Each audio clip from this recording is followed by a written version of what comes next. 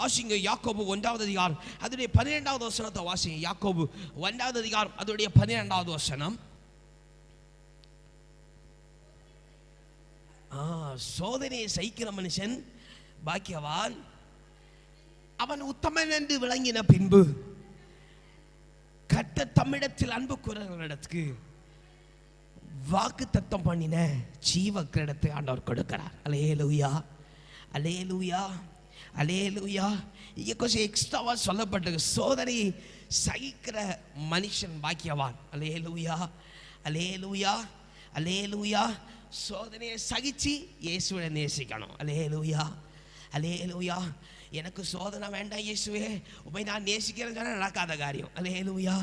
சோதனையை சகிச்சு இயேசுவை நேசிக்கணும். அல்லேலூயா, அல்லேலூயா.